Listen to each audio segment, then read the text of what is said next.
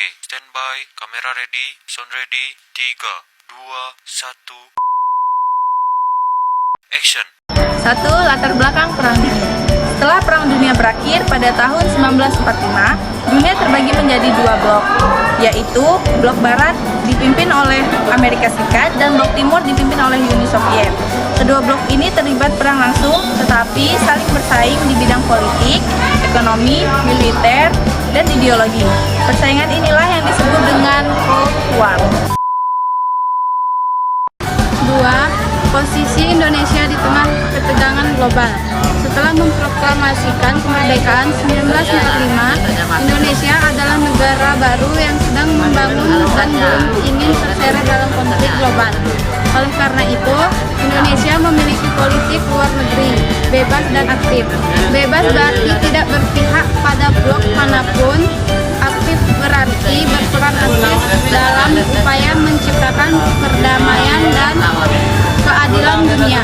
Kebijakan ini diperkenalkan oleh Muhammad Hatta pada tahun 1945 dalam pidatonya Mendayung di antara dua karang, yang menggambarkan bahwa Indonesia harus berhati-hati agar tidak tenggelam oleh pengaruh Amerika Serikat di satu sisi dan Uni Soviet di sisi lain.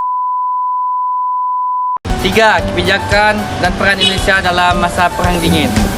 Konferensi Asia Afrika atau KAA 1955 diselenggarakan di Bandung pada tanggal 18 sampai 24 April 1955. Dihadiri oleh 29 negara dan Asia dan Afrika yang sebagian besar baru merdeka. Tujuannya mempererat kerjasama, menantang kolonialisme, dan menegaskan posisi netral dan pengaruh dua blok besar. Dari konferensi ini muncul Dasar Sila Bandung yang menjadi dasar semangat perdamaian dunia. Gerakan Non-Blok atau GNB. Indonesia bersama India, Mesir, Yugoslavia, dan Ghana menjadi pelopor berdirinya Gerakan Non-Blok tahun 1961. Tujuan GNB menjaga agar negara-negara berkembang tidak menjadi alat bagi blok barat atau timur, serta memperjuangkan kemandirian politik dan ekonomi. Hubungan diplomatik dua arah. Indonesia tetap menjalin hubungan dengan kedua blok. Dari blok barat, Indonesia menerima bantuan ekonomi dan pendidikan. Dari blok timur, terutama Uni Soviet, Indonesia menerima bantuan militer dan teknologi. Misalnya, membangun proyek seperti Stadion Utama Gelora Bung Karno atau GBK, pabrik baja Trikora, dan proyek industri berat lainnya. Dampak Perang Dingin terhadap Indonesia. Pengaruh ideologi. Persaingan ideologi antar kapitalisme barat dan komunisme timur juga masuk ke Indonesia. Hal ini menyebabkan ketegangan politik dalam negeri antara kelompok nasional, agama, dan komunis. Peristiwa G3OS atau PKI 1965. Ketegangan ideologi memuncak dalam peristiwa Gerak 30 Desember 1965.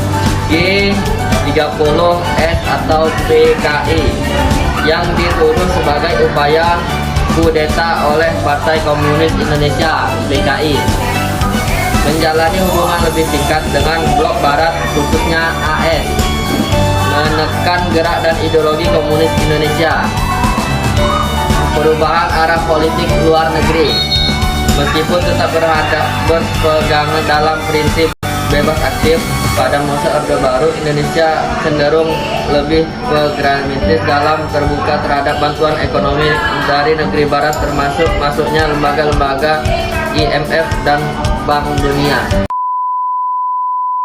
5. Peran Indonesia dalam perdamaian dunia. Walaupun Perang Dingin menciptakan ketegangan global, Indonesia tetap berusaha berperan aktif. Kesimpulan, Indonesia menjalankan politik di luar negeri bebas aktif agar dapat berdiri di atas kepentingan nasional di tengah tekanan blok barat dan blok timur.